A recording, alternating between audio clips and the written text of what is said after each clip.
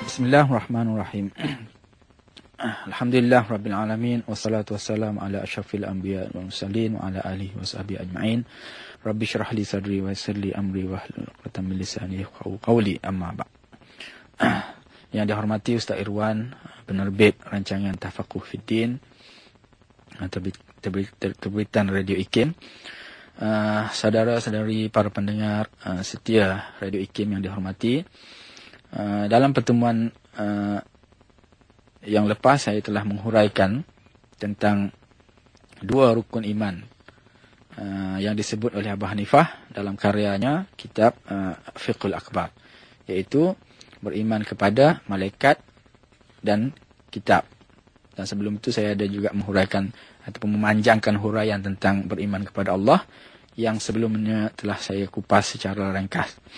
InsyaAllah hari ini kita akan teruskan pembincangan tentang dua lagi rukun iman yang dinyatakan oleh Abu Hanifah di sini, yaitu an yaqula amantu billahi wa malaikatihi wa kutubihi wa rusulihi wal ba'si ba'dal maut, yaitu beriman kepada Rasul dan beriman kepada hari kebangkitan, ataupun apa yang disebut oleh Abu Hanifah sebagai kebangkitan setelah mati. Kebangkitan setelah mati, kan?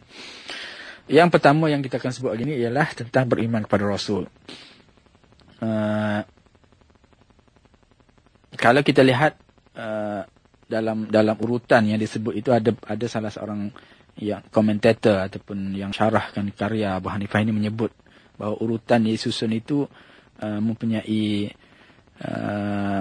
signifikannya, kan? Sebab bila Abu Hanifah sebut an yaqul amantu billah, beriman kepada Allah, itu memang asas.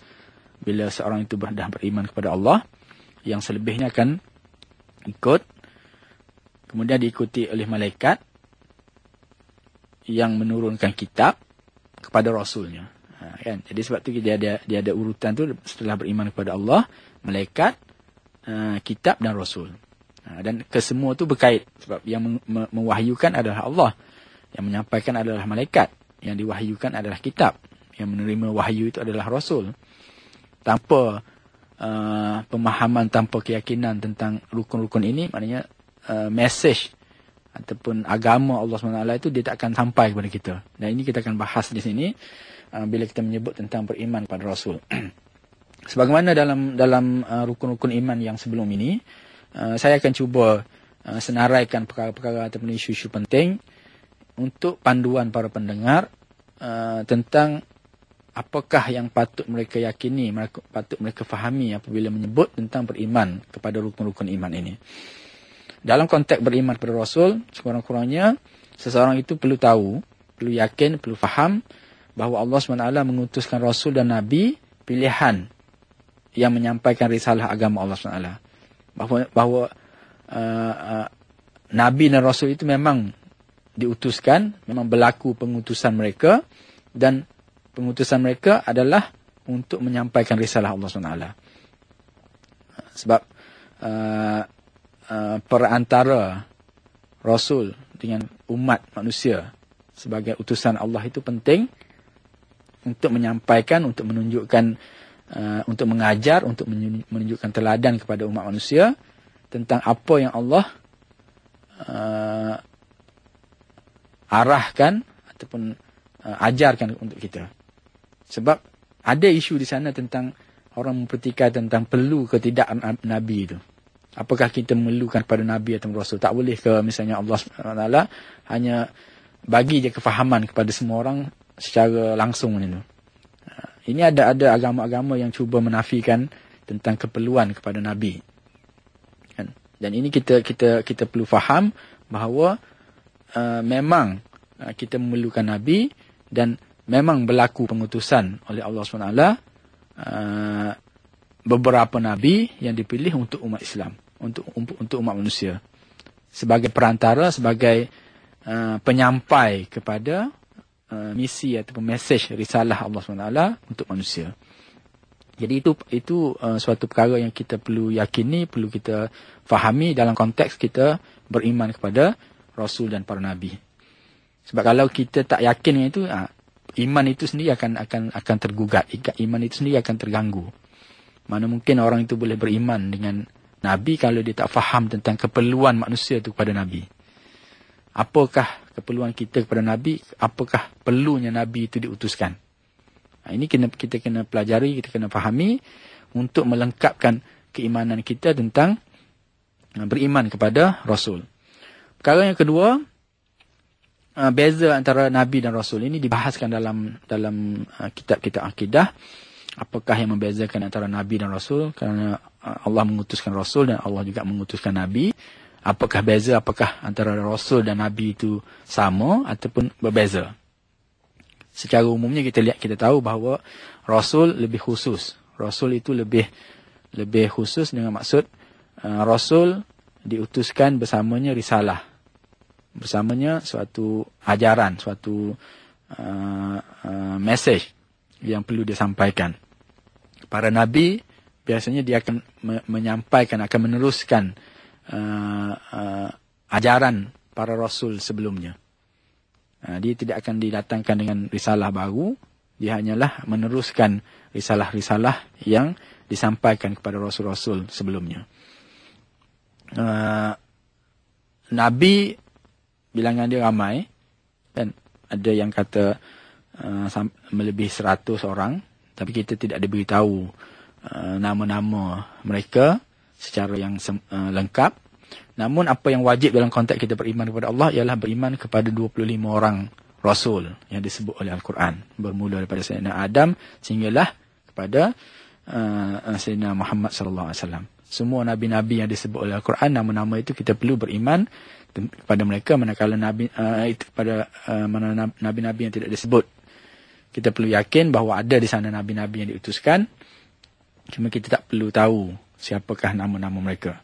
Kan? Jadi bilangan Nabi pun tidak ditentukan, walaupun ada ulama-ulama yang menyebut tentang bilangan-bilangan tertentu. Berapakah bilangan Nabi sebenarnya? Kan? Apa yang penting 25 orang yang dinyatakan oleh Al-Quran secara jelas nama dan kisah-kisah mereka itu perlu kita pelajari. Ini yang akhirnya kita boleh lihat dalam perbahasan tentang kenabian ini juga lahir ilmu-ilmu macam ilmu sirah nabawiyah, kan, tentang sejarah kenabian, tentang kisah-kisah Nabi, kan, dan yang ditulis oleh para ulama yang sebenarnya akan menyumbang kefahaman yang lebih lengkap tentang iman kita kepada Nabi dan Rasul.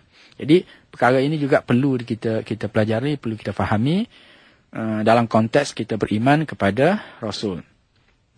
Yang seterusnya kita juga perlu percaya bahawa kenabian dan kerasulan itu adalah suatu kurniaan dan pilihan Allah dan tidak boleh diusahakan. Dia adalah pilihan Allah. Allah boleh pilih siapa yang dikehendaki, dan seorang Nabi itu tidak akan jadi Nabi hanya kerana dia nak jadi Nabi, tapi kerana dia dipilih untuk dia jadi Nabi. Sebab ini ada isu-isu dia. Bila kita kata orang itu mendakwa dia sebagai Nabi, dia kena kemukakan bukti-bukti dan mukjizat-mukjizat yang membenarkan kenabiannya. Jadi di situ dibahaskan apakah beza antara mukjizat dengan sihir. Apakah sifat mukjizat itu membenarkan Nabi, macam mana suatu mukjizat itu membenarkan kenabian seseorang yang mendakwa sebagai Nabi. Itu dibahaskan dalam perbahasan akidah, dan kita perlu mempelajari dan mendalami semua perkara ini agar keimanan dan kepercayaan kita kepada iman kepada Nabi ini akan lebih sempurna. Sebab bila kita mengatakan tentang bahawa Allah SWT memilih, mengurniakan kenabian dan kerasulan itu kepada seseorang yang dia kehendaki, yang dia pilih, ini menutup ruang sebarangan orang untuk mendakwa dia jadi Nabi. Menutup peluang seseorang yang mengatakan bahawa kita boleh berusaha untuk menjadi Nabi. Kononnya bila kita mengusahakan penyucian diri sampai kita mungkin mencapai tahap kenabian. Ini ada dibahaskan khususnya dalam konteks falsafah. Di kalangan ada ahli falsafah yang menyangka bahawa status ataupun kualiti kenabian itu boleh diusahakan. Ini sama sekali tidak benar dan sama sekali ditolak oleh agama. Dan sejauh semana hebat pun, setinggi mana pun kehebatan seseorang itu, jika mereka gagal membuktikan kenabian mereka, kita tak boleh menganggap mereka nabi. Kita boleh mengatakan mereka ni seorang pemikir, seorang ilmuwan dan sebagainya. Tapi untuk menggelarkan mereka ni sebagai nabi, tidak mungkin. Sebab ini juga yang kalau kita lihat dalam perbincangan, kalau kita ikuti perkembangan tentang dialog peradaban, kan, yang agak popular akhir-akhir ini, ada dakwaan-dakwaan, ada kenyataan-kenyataan yang cuba mengaitkan misalnya Buddha, Aristotle, Plato itu sebagai nabi. Kononnya kerana mereka ini terlalu hebat dalam pemikiran, dalam gerakan pembangunan insan yang digagaskan oleh mereka itu. Dan walaupun ada, kita lihat ada beberapa persamaan yang mereka bawa itu sama dengan apa yang kita jumpa dalam agama. Tapi kita tak boleh nak dengan pasti mengatakan mereka ni nabi. Kan? Sebab pertama sekali, nabi dan rasul ini, walaupun kita kata mereka ni berbagai, daripada Nabi Adam sampai Nabi Muhammad, dan ada jumlah-jumlah yang lain, namun yang pasti kesemua nabi-nabi ini akan membawa agama tauhid. Tak mungkin Nabi Adam membawa agama lain, Nabi Isa membawa agama lain dan sebagainya. Sebab kalau semua itu diutuskan oleh Allah SWT, semuanya pasti mendukung agama tauhid. Sebab kita tahu bahawa tauhid atau akidah ni sesuatu yang sabit, sesuatu yang tetap. Walaupun tadi kita sebut, sebelum ini kita sebut bahawa syariat itu mungkin berubah-ubah, tapi akidah pasti tetap. Jadi bukti bahawa seseorang itu layak disebut sebagai nabi ataupun dianggap sebagai nabi, dia mesti mendukung akidah yang sama.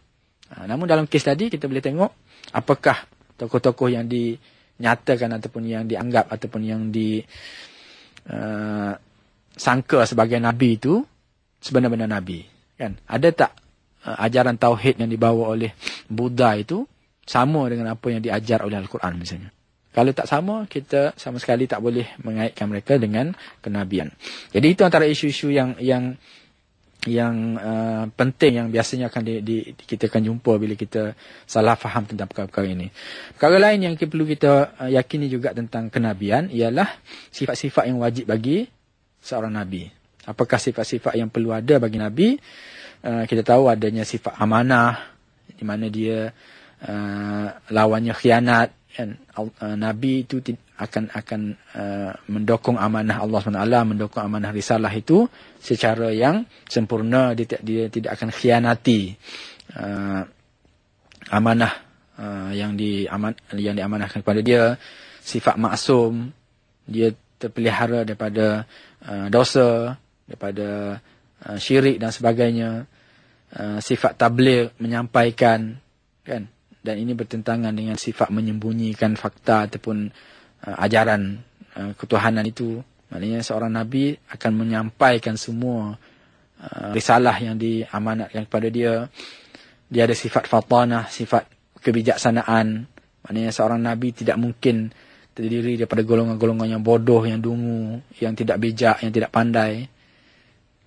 Kebijaksanaan Rasulullah, kebijaksanaan para nabi itu merupakan salah satu daripada sifat wajib bagi seseorang yang dipilih untuk menjadi nabi. Jadi kalau ada kadang-kadang kita lihat dalam kes-kes dakwaan golongan-golongan yang mendakwa nabi itu, daya intelektual, daya keilmuan dia pun dah rendah.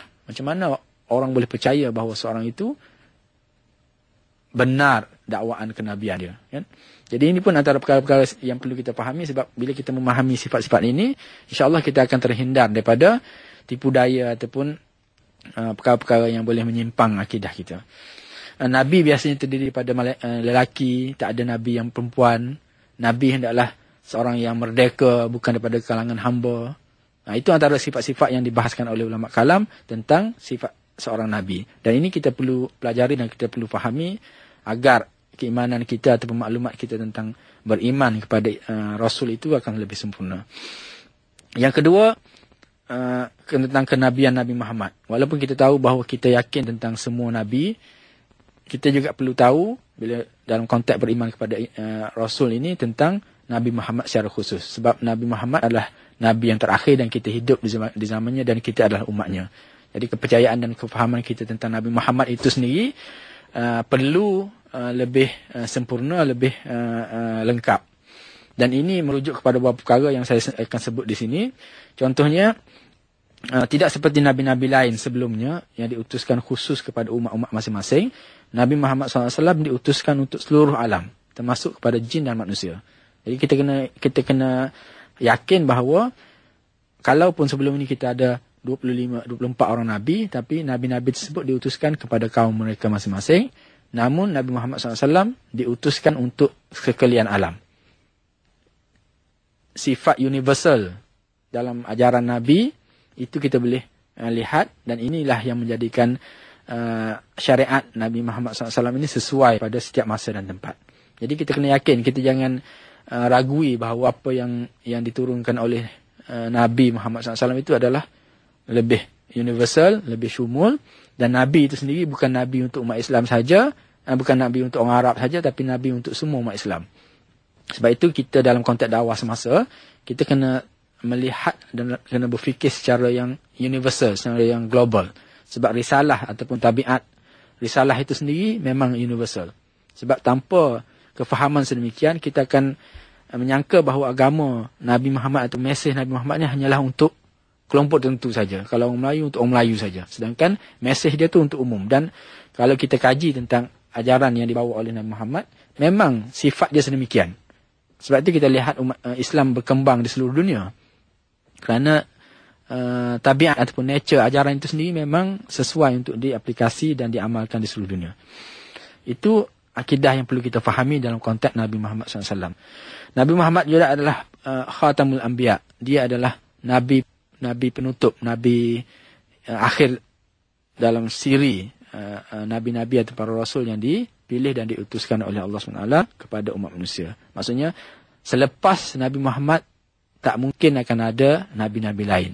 Jadi maksudnya kalau umat Islam yang beriman dengan Nabi, beriman dengan Rasul dan faham tentang fakta ini, dia pastinya tidak akan terkeliru ataupun terpedaya dengan dakwaan-dakwaan kewujudan Nabi-Nabi baru, Nabi-Nabi palsu yang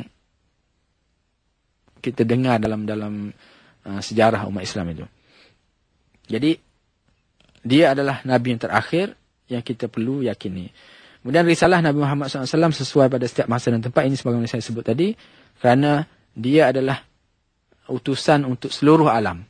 Jadi dengan itu dia tak akan membawa suatu sifat, suatu syariat yang sifatnya terhad, sifatnya tertutup, sifatnya tidak boleh disesuaikan dengan keperluan masa dan tempat. Dan ini kita boleh buktikanlah dari segi syariatnya, dari segi akhlaknya, dari segi akidahnya macam mana. Dan ini kita boleh, para ulama telah membahaskan tentang kesesuaian ajaran Nabi Muhammad SAW untuk setiap masa dan tempat. Kemudian yang perkara-perkara lain lagi yang perlu kita yakini apabila kita menyebut tentang beriman kepada Rasul dan Nabi, dan khususnya kepada Nabi Muhammad SAW, ialah hak-hak Nabi ke atas umatnya. Bila kita beriman kepada Nabi dan khususnya Nabi Muhammad, apakah hak-hak yang kita perlu lakukan? Selawat ke atasnya. Dan ini pun sebahagian daripada kesan iman kepada Nabi. Seseorang yang betul-betul beriman kepada Rasulullah, beriman kepada Rasul, dia tidak akan mengambil remeh tentang selawat kepada Rasulullah SAW. Dia samalah macam bila seseorang itu meyakini tentang keagungan seseorang, dia akan memuja orang itu, kan? Tapi kita tak adalah menuntut supaya Nabi itu dipuja, tapi selawat ke atasnya itu adalah tuntutan, kan? Sebab secara psikologinya macam tu. Jadi maksudnya kalau kita tak begitu bersemangat untuk berselawat kepada Rasulullah, itu menunjukkan kita ada masalah tertentu. Kita ada masalah pada iman kita kepada Rasul itu. Seolah kita tidak merasa keberhutangan kita kepada Rasulullah, keperluan kita kepada Rasulullah, bahawa Rasulullah itu adalah Nabi Rasul yang diutuskan, dan kita wajib beriman, dan iman kita kepada Rasulullah adalah sebahagian penting dalam menentukan kejayaan kita sebagai umat Islam. Ini kita tak rasa, sebab tu kadang-kadang perlu disebut tentang perkara ini. Yang kedua, mengamalkan sunnahnya. Bila kita yakin dan kita percaya kepada Allah, kepada Rasul, antara tuntutan, antara hak yang kita perlu laksanakan ialah kita hendaklah mengamalkan sunnah. Nak mengamalkan sunnah tu kena belajar dulu sunnah itu apa, kan?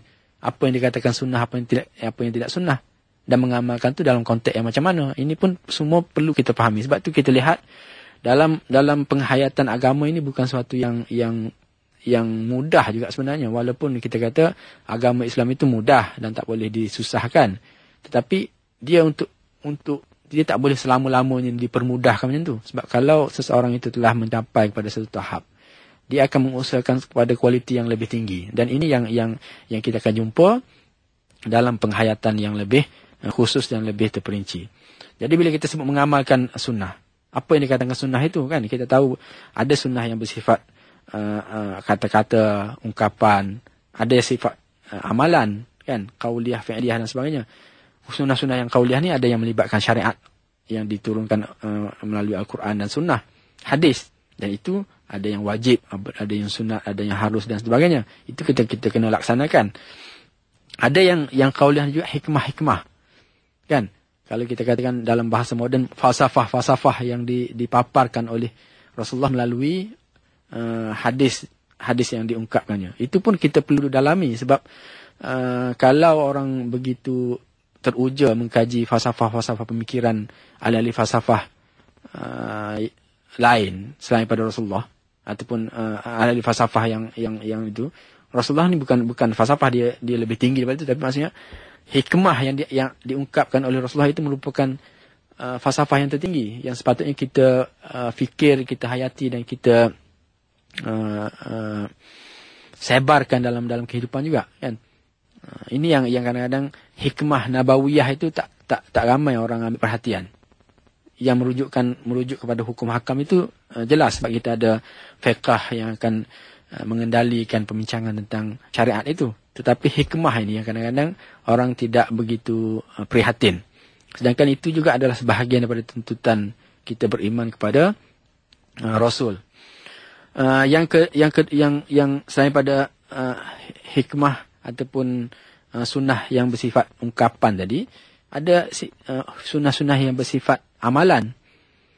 Ini pun kena faham dan kena jelas macam mana kita perlu laksanakan, perlu ikuti sunnah-sunnah yang bersifat praktikal ini, yang bersifat aktiviti ini, kan? Kita tahu Rasulullah SAW adalah seorang manusia yang hidup dan mengalami pengalaman kehidupan seperti manusia-manusia lain, daripada lahir sehinggalah dia meninggal, daripada kehidupan bujang sehinggalah kehidupan berumah tangga, daripada seorang gembala kambing hinggalah kepada seorang pemimpin negara, kan? Seorang sahabat dan seorang jiran dan sebagainya. Semua itu dicatatkan ataupun direkodkan oleh ulama hadis apa yang Rasulullah lalui, dan itu kita boleh ikut, kan? Dalam konteks kehidupan seharian. Dalam konteks pelaksanaan agama, Rasulullah mengajar agama sebagai satu ajaran. Rasulullah juga adalah pelaksana kepada ajaran-ajaran itu dalam masa hidup dia. Itu pun kita perlu fahami, sebab kadang-kadang umat Islam sekarang dia belajar fakta ataupun ajaran syariat itu, tapi dia tak belajar macam mana Rasulullah melaksanakan syariat itu. Ini yang kadang-kadang berlaku penyalah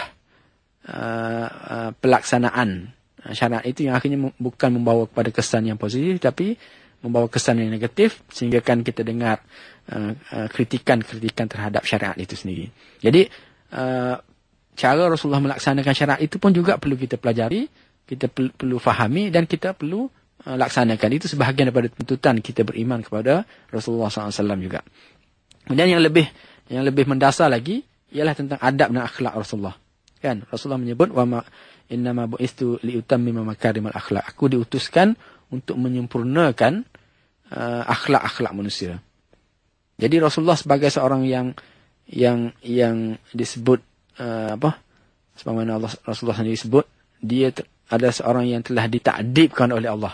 Dia adalah seorang yang telah diasuh oleh Allah. Addabani Rabbi fa ahsana ta'dibi. Allah sendiri yang mengasuh dia, mengajar dia, mendidik dia. Jadi pastinya dia adalah seorang pendidik yang paling sempurna, yang paling patut kita dahulukan, yang paling patut kita jadikan teladan dan qudwah kita. Kan? Ini tak ramai orang yang mengambil pengajaran dan meletakkan agenda yang lebih serius dalam melaksanakan dan mengamalkan sunnah Rasulullah dalam konteks adab dan akhlak itu. Sebab itu kita lihat isu yang berlaku dalam masyarakat sekarang ini kerana mereka tidak memahami sunnah itu secara yang sempurna dan tidak melaksanakan secara yang komprehensif. Mereka hanya memilih sunnah-sunnah tertentu untuk mereka amalkan dan mereka menafi ataupun mengabaikan sunnah-sunnah lain ataupun sebagainya. Akhirnya kita lihat ada yang manusia ataupun umat Islam yang hanya menekankan sunnah-sunnah zahir sahaja. Kan?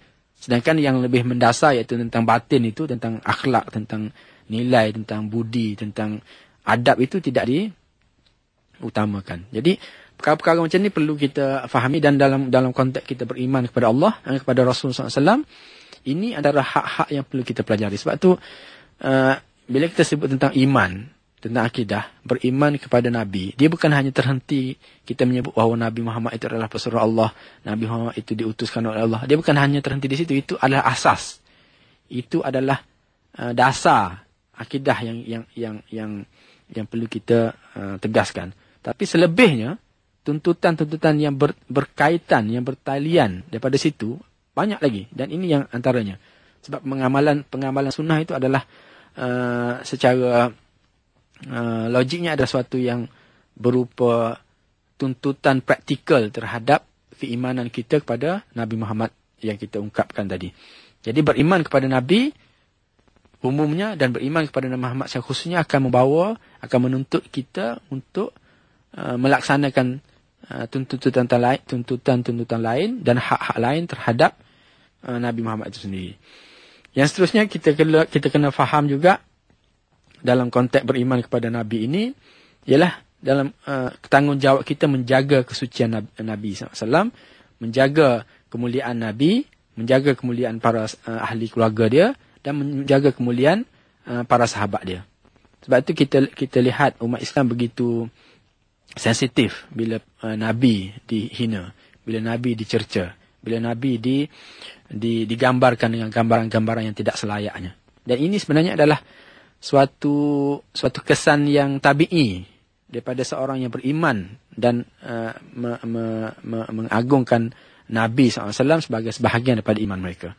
Ini suatu yang juga perlu kita semaikan, perlu kita awasi, sebab sensitiviti kita tentang kenabian, tentang Nabi Muhammad SAW ini antara lain dia boleh dijadikan sebagai seakan penilai standard tentang sejauh mana iman kita kepada Rasul itu kuat ataupun tidak.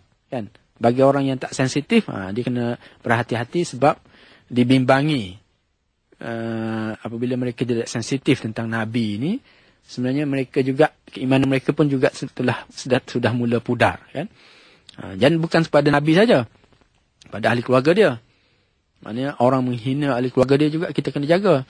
Dan kita tahu dalam konteks sekarang masih ada lagi pewaris-pewaris ataupun silsilah ataupun ahli keluarga Rasulullah, kan, yang dikatakan sebagai ahli bait tu, kan.